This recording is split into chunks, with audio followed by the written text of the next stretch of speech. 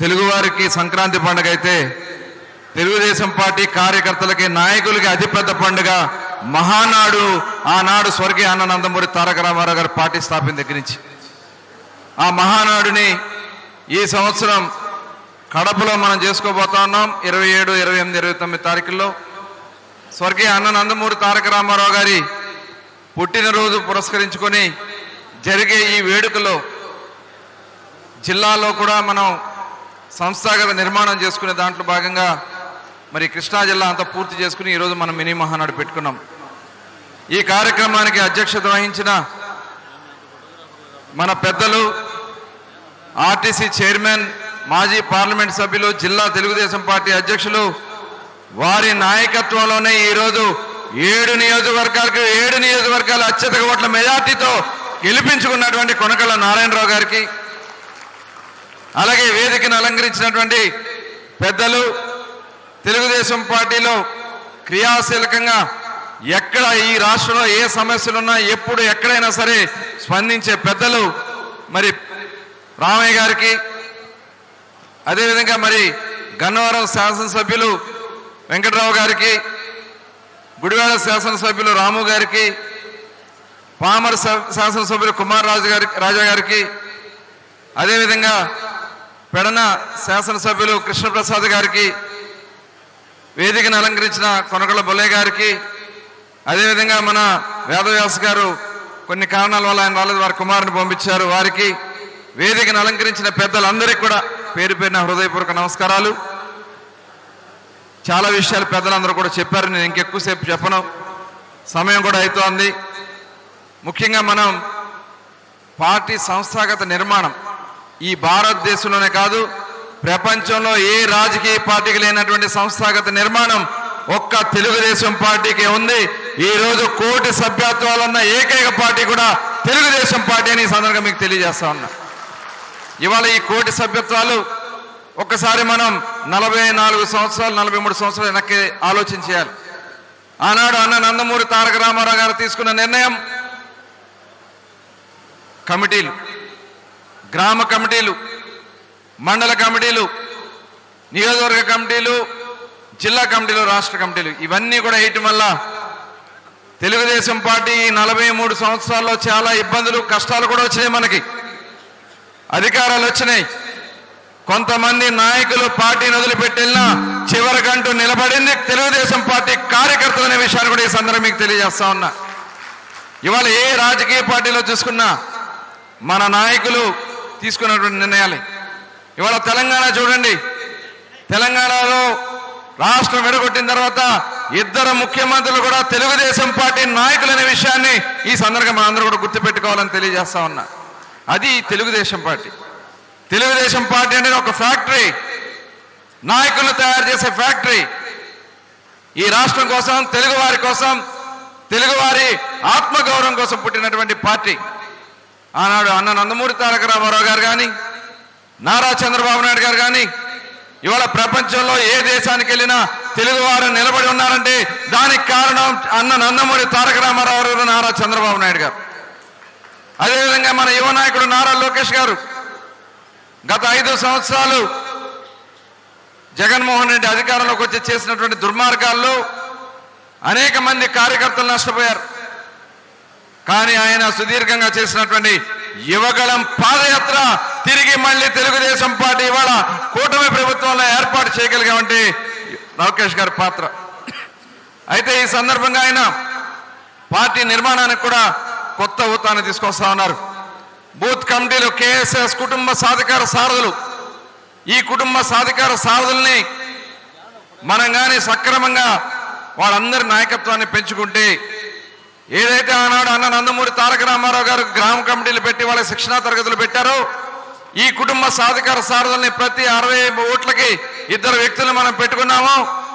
దీన్ని కానీ సంపూర్ణంగా మనం చేయగలిగితే 40 సంవత్సరాలు తిరుగులేని నాయకత్వాన్ని ఈ రాష్ట్రానికి ఇచ్చే రాబోయే 100-150 సంవత్సరాలకి ఈ కేఎస్ఎస్ కానీ చేసుకోగలిగితే తెలుగుదేశం పార్టీకి తిరిగి ఉండదని ఈ సందర్భంగా మీకు తెలియజేస్తా ఉన్నా. మనందరూ టార్గెట్ కూడా 2029, 2024 జగన్మోహన్ రెడ్డిని వాళ్ళు చేసినటువంటి దుర్మార్గమైన పాలన తరిమి కొట్టారు. దౌర్జన్యాలను తరిమి కొట్టారు, వాళ్ళు చేసినటువంటి అక్రమాలను తరిమి కొట్టారు. 2024లో ప్రజలు మనకి పట్టం కట్టారు. ఇవాళ మనం అభివృద్ధి పదంలో రాష్ట్రాన్ని తీసుకెళ్తున్నాం. ఈ రాష్ట్రంలో జరుగుతున్నటువంటి ఈ అభివృద్ధిని కొనసాగించాలంటే మనం అధికారంలో ఉండాల్సినటువంటి ఆవశ్యకత ఉంది. దాన్ని నిలబెట్టాల్సినటువంటి బాధ్యత ప్రతి కార్యకర్త తీసుకోవాల్సినటువంటి అవసరం ఉంది. చిన్న చిన్న ఇబ్బందులున్నా మీరు అవి ఇవాళ ప్రభుత్వం అవలంబిస్తున్నటువంటి సంక్షేమ పథకాలని ప్రతి ఇంటికి తీసుకెళ్ళాలి. ఇబ్బందులున్నా కష్టాలున్నా పెన్షన్లు మనం ఇస్తున్నాం. 64 లక్షల పెన్షన్లు, 33,000 కోట్ల ప్రతి సంవత్సరం. ఏ రాష్ట్రంలో కూడా ఆ భారతదేశంలో ఏమన్నంత పెన్షన్లు మనం ఇస్తున్నాం. అదేవిధంగా గ్యాస్ సిలిండర్లు ఇస్తున్నాం. వచ్చినటువంటి అన్న క్యాంటీన్లు పెట్టించాం.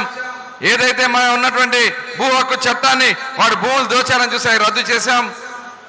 రేపు స్కూళ్లు తెరిచే నాటికి ఏదైతే స్కూల్ పిల్లలకి ఇస్తా ఉన్నటువంటి తల్లికి వందనం 15,000 రూపాయలు ఎంతమంది బిడ్డలుంటే అంతమందికి ఇచ్చే కార్యక్రమాన్ని కూడా మనం ప్రారంభించబోతా ఉన్నాం.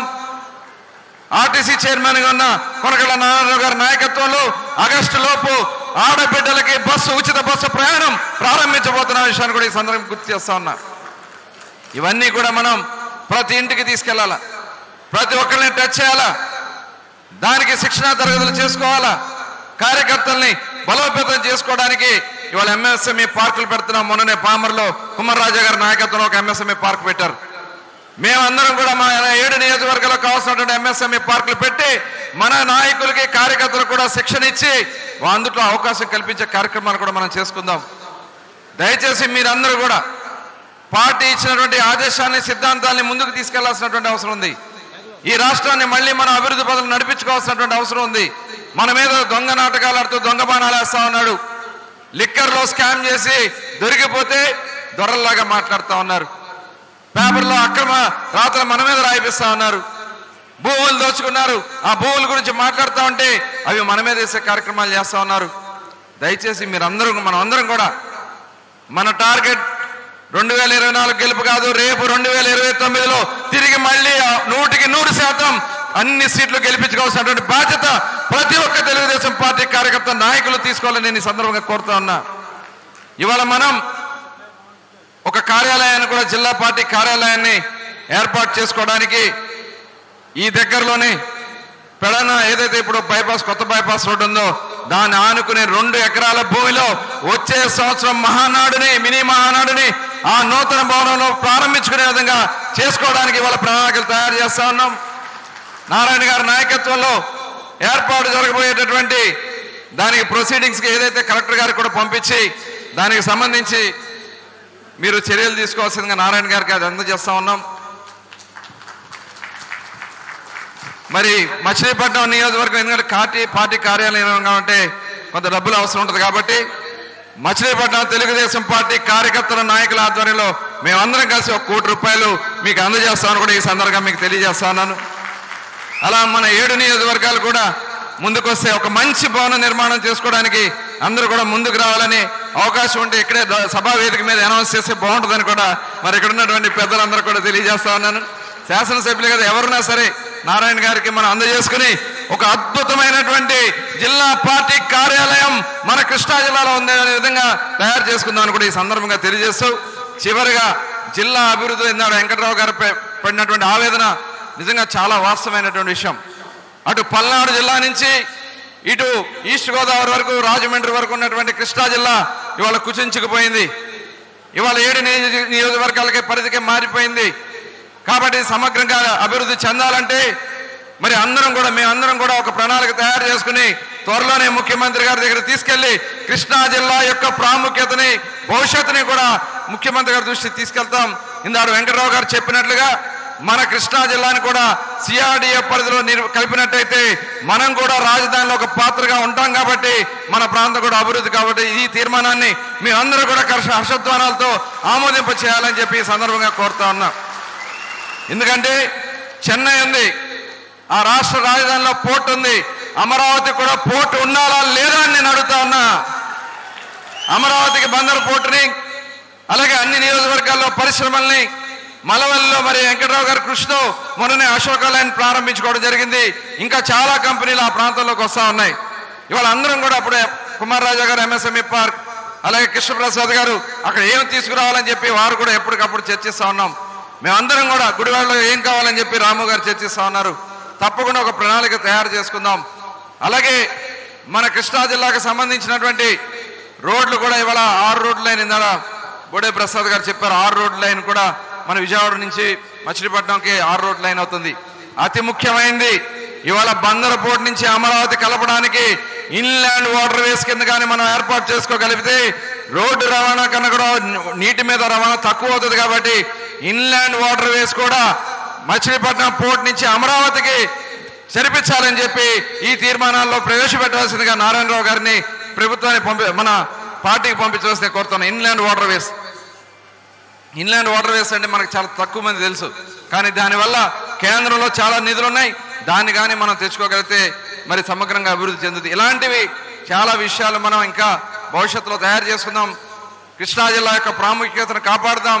తెలుగుదేశం పార్టీకి కంచుకోటగా మళ్ళీ కృష్ణా జిల్లాని నిలబెడదాం. ఎవరన్నా కృష్ణా జిల్లా చూసాం దుర్మార్గులు ఏమైపోయారో. తప్పు చేసిన వాడు ఎప్పుడు తప్పించుకోలేడు. మన బందర్లో ఉన్నాడు. ఇందాక మన రామయ్య గారు చెప్పారు. ఎవరైనా ఎనపల్ల గట్టిగా చెప్పాలి. సిగ్గు లేకుండా మళ్ళీ ఇవాళ సిగ్గు లేకుండా బయటకు మాట్లాడుతూ ఉన్నాడు. మీ భార్య పేరున పెట్టినప్పుడు నీతిగా నిజాయితీగా చేయాలి. 8,000 బస్తాలు కొట్టేసి సిగ్గు లేకుండా ఇవాళ బొంకుతున్నటువంటి వ్యక్తికి రోడ్డు మీద ఖచ్చితంగా త్వరలోనే బుద్ధి చెప్తామని ఖచ్చితంగా నేను తెలియజేస్తా ఉన్నా. మొన్న 50,000 ఓట్లతో చిత్తుగా ఓడించినా కూడా సిగ్గు లేకుండా మాట్లాడుతూ ఉన్నారు. అలాగే మరి ఒక ఆయన అయితే గుడివాడలో గుండె నొప్పి, నిజంగా గుండె నొప్పి కాదు మరి రాము గారు చెప్పాలి. నిజమే కదా, అమెరికా పారిపోవడానికి గుండె నొప్పి కదా, అర్థం కావట్లే. ఆడోరు కూడా మూసారా అయిపోయింది. అక్కడికి వెళ్ళాడు. ఖచ్చితంగా వాళ్ళందరూ మరి ఇంకొక ఆయన రంగులు వేసుకుని మేకప్ కొడుకుని హీరోలాగా తిరిగారు. ఇవాళ కనపడుతుంది అసలు రూపాయలు ఇవాళ కనపడుతున్నాయా లేదా చెప్పాలి గట్టిగా. కనపడుతున్నాయి లేవా? మొత్తం వాళ్ళ రంగులన్నీ కిందకి దింపుతాం. తప్పు చేసిన వాడిని ఎవరిని వదిలిపెట్టే సమస్య లేదని కూడా ఈ సందర్భంగా తెలియజేస్తా ఉన్నాం. దయచేసి మనం ప్రతి ఒక్క కార్యకర్తలు ఎవరైతే పనిచేశారో ప్రతి ఒక్కరిని మనం టచ్ చేద్దాం. ఈ కొత్తగా వచ్చినటువంటి కమిటీలు పాత నాయకత్వాన్ని కూడా కలుపుకుని వెళ్ళాల్సినటువంటి అవసరం ఉంది. ఇవాళ నామినేటెడ్ పదవులు గతంలో లాగా నేను లెటర్ ఇస్తానో లేకపోతే ఇంకొకటి లెటర్ ఇస్తానో ఇవాళ ముఖ్యమంత్రి గారు ఇట్లా ఎవరు పనిచేస్తున్నారో ఆ రిపోర్ట్లని కింద నుంచి తెప్పించుకున్నారు. నిజంగా కష్టపడినటువంటి వాళ్ళకి గుర్తింపు ఇచ్చేదానికోసం లోకేష్ గారు కూడా ఎప్పటికప్పుడు టీములతో తెప్పించుకుంటారు. ఖచ్చితంగా పనిచేసినటువంటి ప్రతి ఒక్క కార్యకర్తకి గుర్తింపు వస్తుందని కూడా ఈ సందర్భంగా తెలియజేస్తూ త్వరలోనే మళ్ళీ ఏదైతే మనకి స్థానిక సంస్థల ఎన్నికలు ఉన్నాయి ఆ స్థానిక సంస్థల ఎన్నికల్లో మొత్తం పంచాయతీలు కానీ మున్సిపాలిటీలు కానీ 100% గెలిపించి మళ్ళీ తెలుగుదేశం పార్టీకి కృష్ణా జిల్లా కంచుకోట అనే విధంగా చేసి చూపించాలని మరొకసారి మీ అందరూ కూడా తెలియజేసుకుంటూ రేపు మహానాడికి మన అందరం కూడా పెద్ద ఎత్తున రావాలి, కడపలో భాగస్వాములు కావాలని చెప్పి తెలియజేసుకుంటూ అందరికీ నమస్కారాలు. జై హింద్, జై తెలుగుదేశం, చంద్రబాబు గారి నాయకత్వం, జోహార్ అన్న ఎన్టీఆర్. Thank you.